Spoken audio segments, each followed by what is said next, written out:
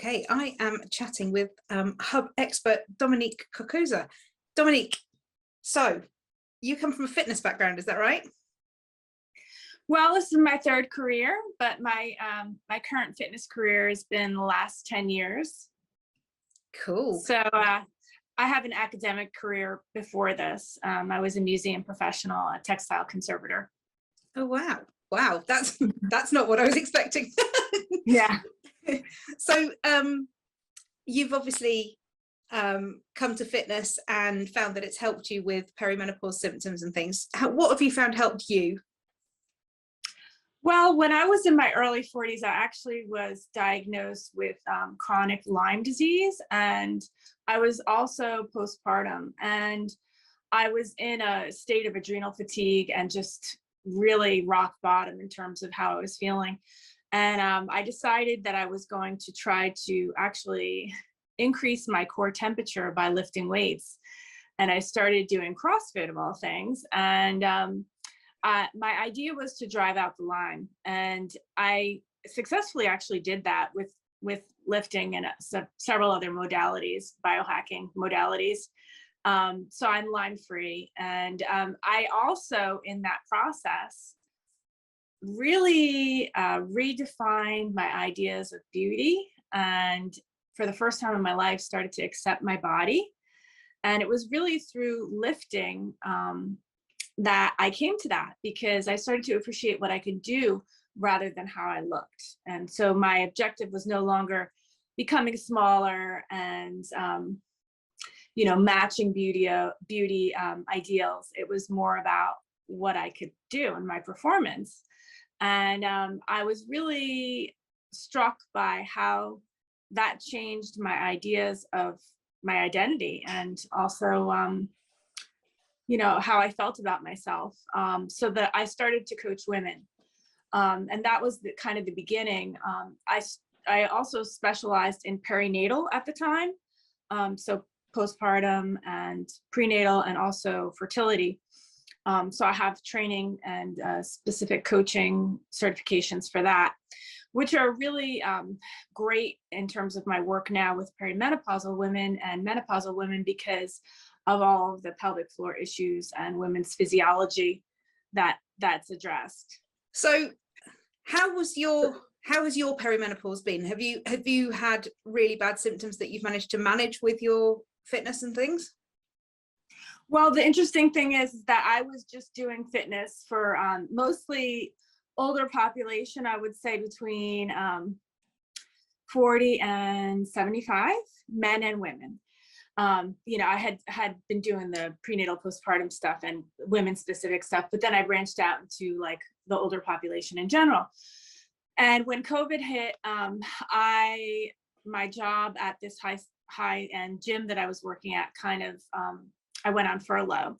So many of my clients followed me, and in the process of being kind of in the pandemic, I experienced my perislam, my perimenopause, and I didn't recognize it. And which was weird, because I had been optimizing for 10 years prior. I'd read the books, I'd listened to the podcasts, I'd taken the supplements, I changed my lifestyle, but I actually didn't recognize it. And I'm writing an article about why I didn't recognize it. I didn't get hot flashes. And I kept going back to the gynecologist and saying, I'm not feeling well. And I think something's, amiss. I think I'm hormonally imbalanced. Can you test me? And she kept telling me I wasn't there. She's also 52. I can't imagine how she didn't recognize I was in perimenopause. But I was having a lot of cognitive symptoms, actually, and mood symptoms. And I was getting lost driving in my car. It was really scary. Yeah. And I was also felt like my nerves were just completely raw. Yes. And like my children's voices, like I was really light sensitive and sound sensitive. Like everything was just like, felt like nails on a chalkboard to me. And of course I was isolated and dealing with virtual school, and I'm recently divorced. So it was a lot of stuff kind of coming together at the same time. I had a hunch though, that something wasn't right.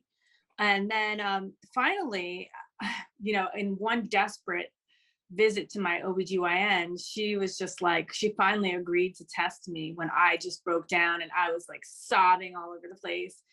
And I just was desperate. And she finally tested me, and we found out that I was having like extreme estrogen dominance.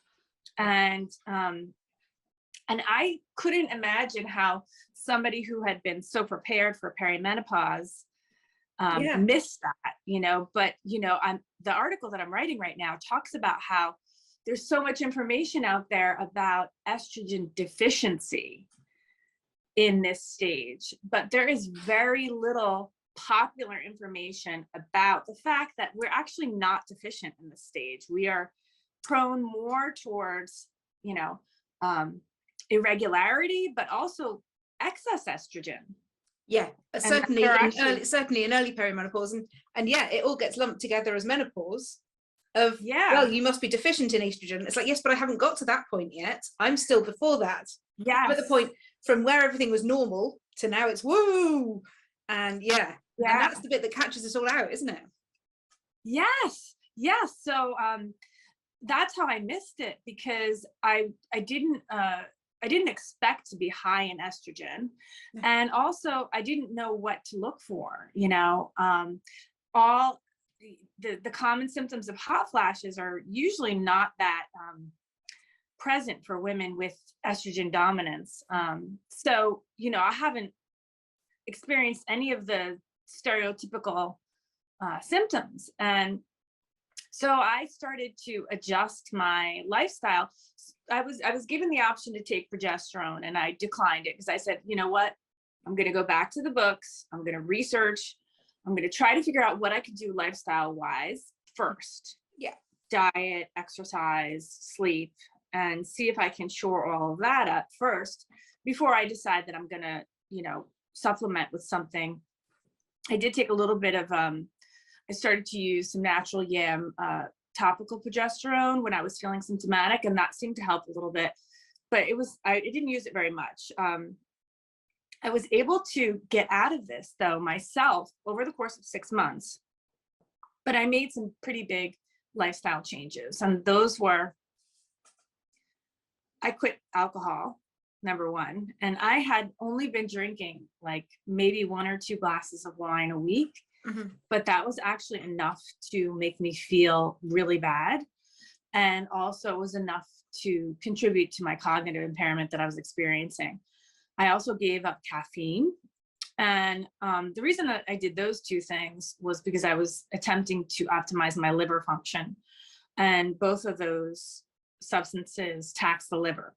So in estrogen dominance, we want to make sure our liver is like super optimal, because that's one of our pathways for ridding our body of excess estrogen. And then I stopped training so hard. I know I've talked to you about this. Yes. Yeah, so I was competing in strength sports in my 40s. I have 2 state records. I have 1 national record.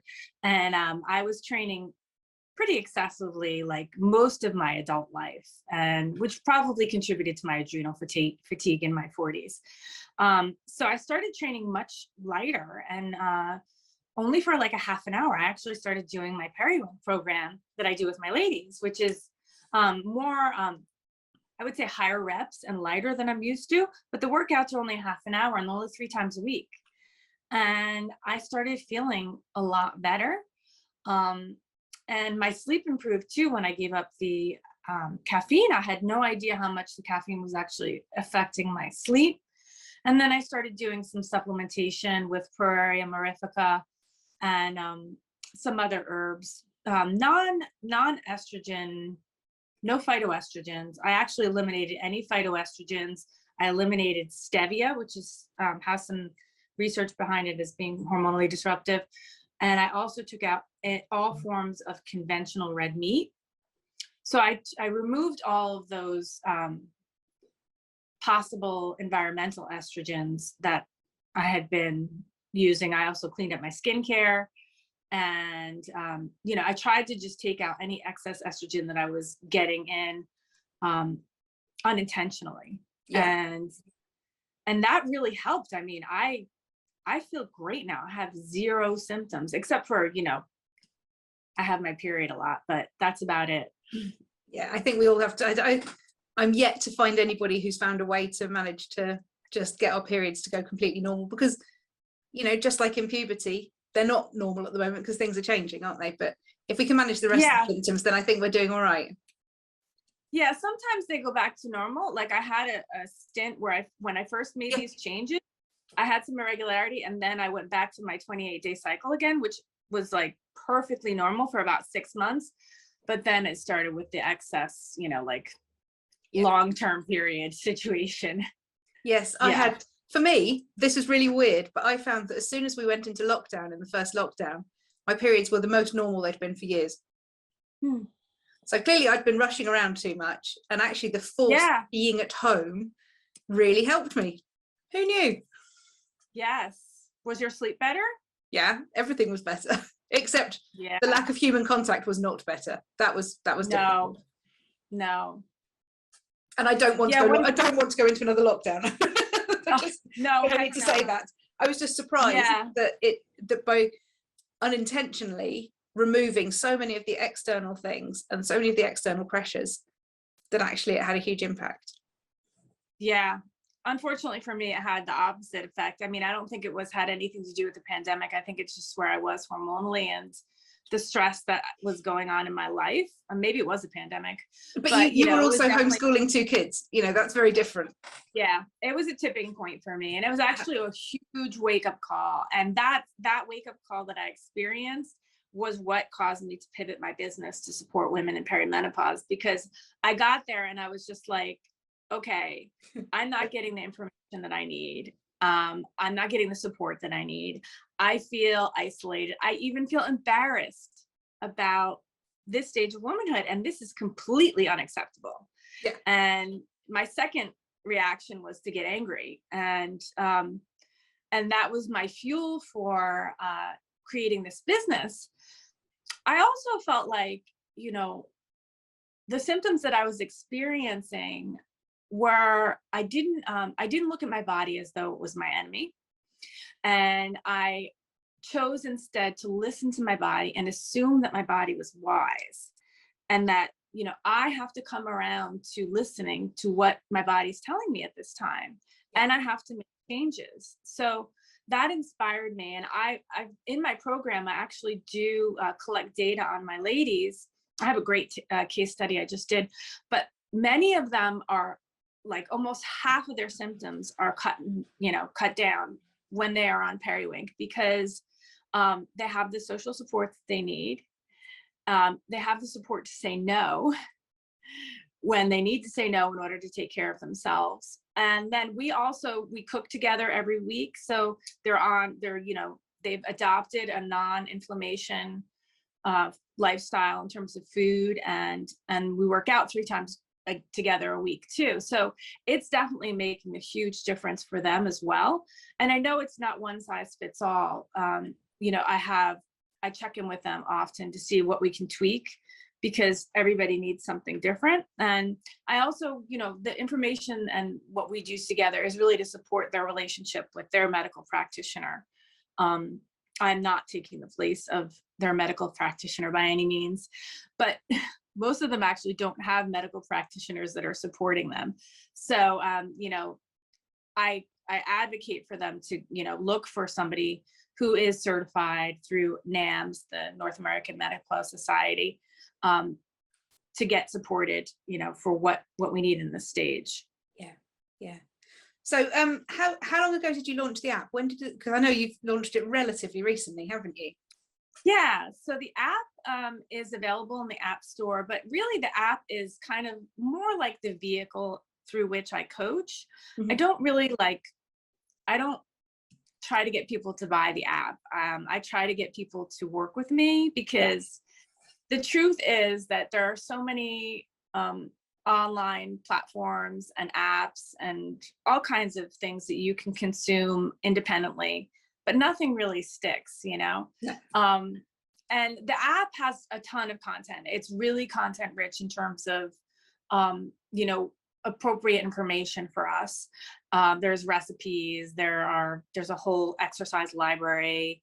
There's programs about getting rid of sugar, which is inflammatory, all kinds of information about food. And the one that I'm working on now is rethinking alcohol. So there's a ton of great information in there. But what I find is that women are not able to really self-care unless they have kind of like a high touch level of support from me. And that is cooking together. Like I literally send them their shopping list. Here it is. They go shopping, they show up, and they meal prep for the week with me. But really it's only the women who are involved in the community and actually partake in those things. And it's really not a lot of time. It's about 4.5 hours a week. Those are the women who are noticing major reduction in their symptoms. Those are the women who are noticing that their body composition is changing to how they want. We don't do any weighing in this program. All we do is we check our progress through our waist to hip ratio, which is a much better indicator of longevity than our weight on the scale. Yeah. And and I collect data from them about every 8 weeks. I bother them to fill out my questionnaire, which is a scored questionnaire. And it's wonderful. So this program's been going on now for 9 months. I've beta tested it twice. I'm now getting ready to scale it, and I'm looking for, 12 new women to join each time I release the application process. Cool. So in January, I'll be taking 12 more women. Excellent. So where can people find out information about it?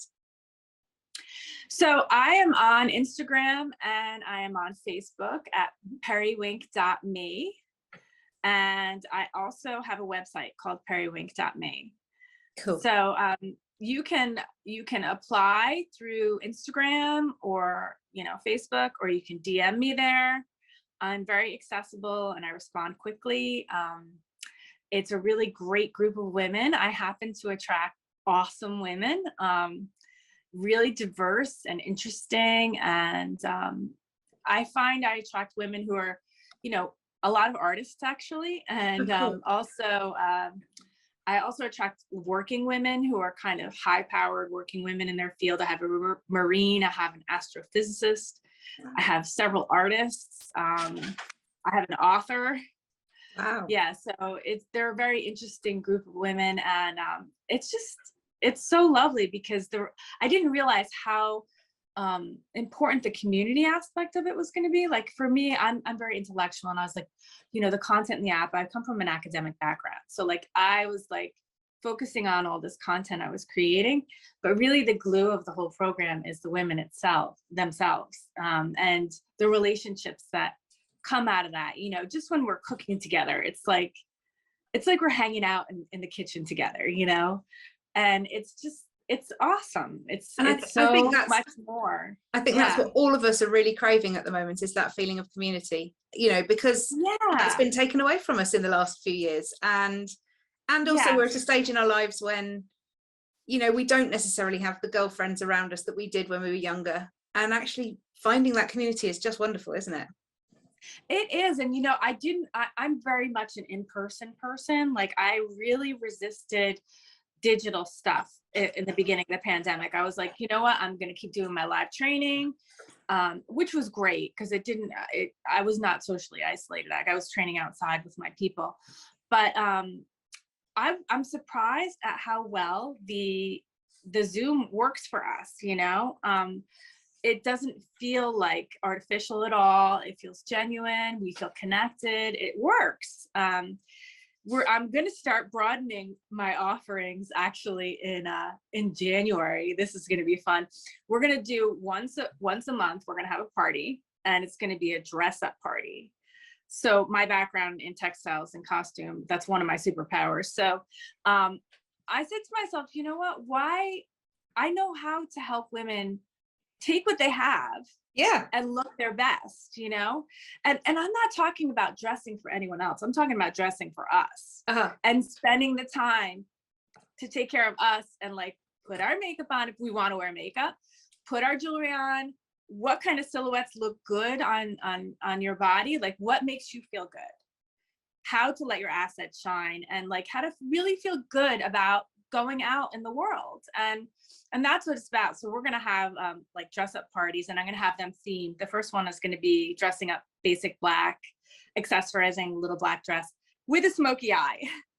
So we're going to have like these fun little parties. And what I want the ladies to do is to go, you know, plan something so they have somewhere to go after they've dressed up, you know, whether it's a date with their husband or an outing with some girlfriends. You know, I want them to plan to do something for themselves after we dress up. That sounds brilliant. I love it. Yeah. I love the energy you've got around it. And I think it just sounds great. And I hope we can sort of do another interview in maybe 6 months' time and see how it's progressing and you know, hear some of the success stories and things, because it's really exciting what you're doing. Yes, I love it. I'm so full with this, and I have a lot of ideas, and I also have a lot of support to make this happen. And yeah, so if this sounds appealing to anyone who's listening, please reach out to me. Cool. Dominique, thank you so much. Thank you.